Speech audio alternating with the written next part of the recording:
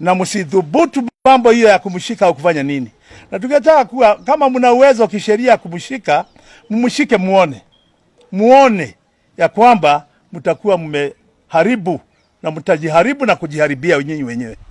Kwa hivyo mimi tunaomba rais wetu, former rais wetu Uhuru, wewe tulia, watu waseme wale watakayosema, lakini ujue kuna wale wanakuunga mkono.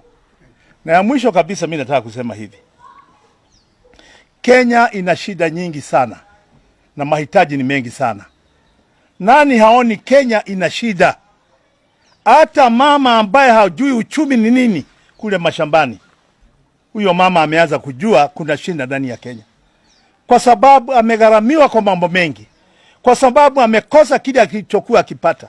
Watoto wetu ambao walikuwa wanapatiwa kazi na serikali, kazi mitaani, kazi wapi, wamama hospitalini, wasaidie wanapojifungua, haya mambo yote yanaonekana ni imeondolewa. Ndugu zetu, mnatuambia tunyamazie nani? Tunyamaze nani atakayesema juu yetu? Sitasema mengi, nitasema hayo tu, lakini sema ya kwamba mimi nasema hivi, mambo ya kushika watu wakati wa maandamano wachaneni nayo.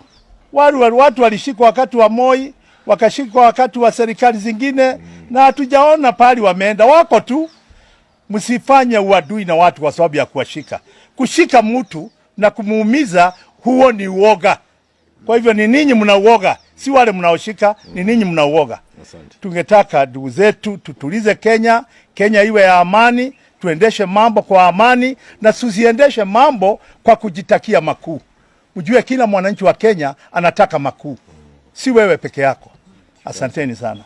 Thank you so much. Thank you, Bwana Jenga. Kwa kifupi, it is an embarrassment to see members of parliament and especially those within Jubilee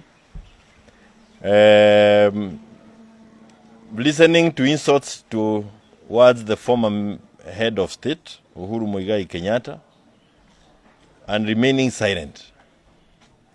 Some of those members are people he has personally, financially supported, even campaigned for to become members of parliament, if not this term, at least in 2017.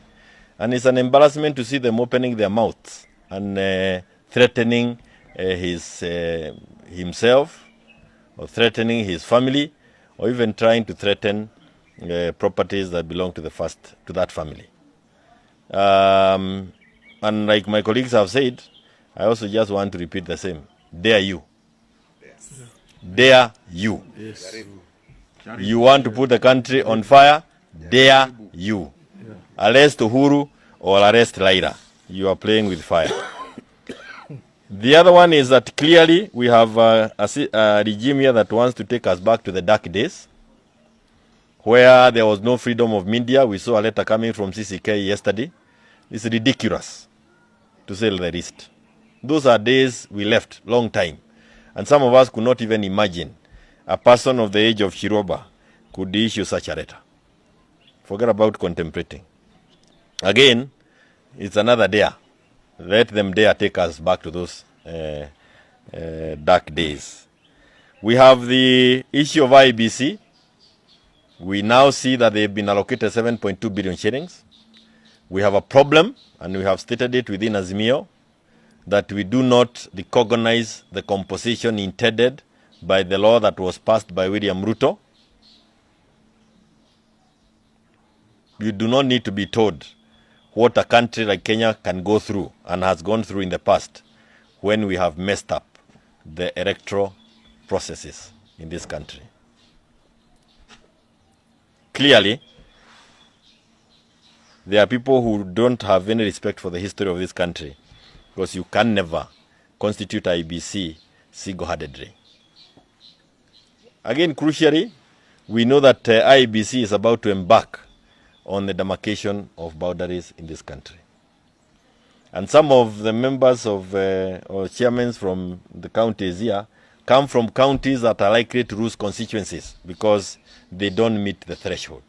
So we are going for demarcation of boundaries without the protection that was being sought for the constituencies that don't meet the threshold. We do not want this done in secrecy. We want it put clearly and without any ambiguity, and we want it ahead of time. What is it they intend to do? And in any case, they cannot undertake the boundaries review when they have not been constituted in a manner that we have all agreed upon. We've talked about maandamano, and we now know again some 2 politicians within Mount Kenya have already reached out to some young people so that they can be planted within our maandamanos as goons to cause trouble from within. I want to caution the young men. Please, if you don't if you don't believe in the maandamano, the revolution that is with us now, if you don't believe in it, do not attempt to join it. You will be swallowed by the crowd, and they have a way of even smelling you that you don't belong to them. We saw it on Monday. Please don't risk your life by coming to join because of having been paid some 1,000 or 2,000 shillings. And finally is to mention this, because there are people who are getting confused a bit. This government that is illegitimate, in fact the best thing is to call it a regime. This regime of William Ruto has, in a very cunning way, covered their daily isolation of Mount Kenya. Those who come from Mount Kenya region or have anything to do with Mount Kenya, be aware. This William Gachiethera government or company, their work is to isolate Mount Kenya and to leave us as political destitutes in this country. We are being used. You can tell by the number of sackings that are happening from those who come from Mount Kenya. The number of businesses that are being closed on a daily basis. This morning we had people from the textile industry. They have now been told that there's going to be only 1 color uniform for all schools in this country. Imagine how many tailors are going to be thrown out of business in this country, how many businesses are going to be closed, what kind of unemployment levels we are going to put in this country. So every day, every single day, there is something being done to get Mount Kenya on its knees. Na wale ambao walichaguliwa wako kule bunge, kama walichaguliwa kwa vyama gani ama gani, na wametoka Mount Kenya, sasa wafugue kifikira zao. Killing Mount Kenya does not help the country. It makes the country worse. And no region should be targeted like they are targeting Mount Kenya. I thank you.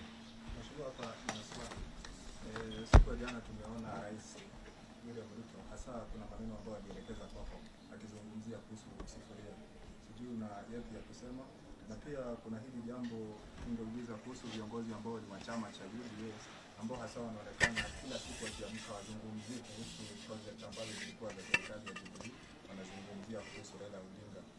Pia tungependa kueleza hapo kidogo. Hii sufuria na kama vile mwenzangu amesema tutaibeba. It is the symbol of hunger, njaa ambayo iko Kenya hii. Na ni njaa ya tubo. Tumeona sasa hata iko njaa ya fikira. Watu wako na njaa hata ya mafikira. Kama mtu anaweza andika kama ile barua iliandikwa na watu ya CCK. Kuna njaa ya school fees. 3 million kids are out of school. Most of them from Mount Kenya. Kiambu has the highest number of kids who are not in school today. This symbolizes the inability of the UDA regime to deliver on anything. Forget about the promises that they made to Kenyans. And it is good that William has recognized that the sufuria is empty. It is so empty that we are even putting it on our heads. Yes. Let him address what this is talking about. Yes. And it is not siasa ya kucheza na hii. Ile mambo yako ya kwenda kanisani na kuanza kucheza zile sarakasi zake. He is lied to us enough number of times from the pulpit. Ile uongo yote tunasukukana naye hapa Kenya hii, alisema kwa kanisa kwa pulpit. Abebe hii, apeleke kwa pulpit. Atuambie vile ataijaza chakula.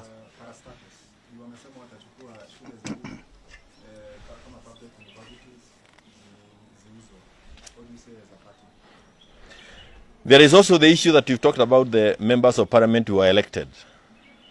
Tafadhali, wale ambao walichaguliwa, mlichaguliwa kuweka chakula kwa hii sufuria. Wachaneni na Uhuru. Wekeni chakula kwa sufuria. Uhuru ametumia miaka yake 10 akijaribu kuweka chakula kwa sufuria.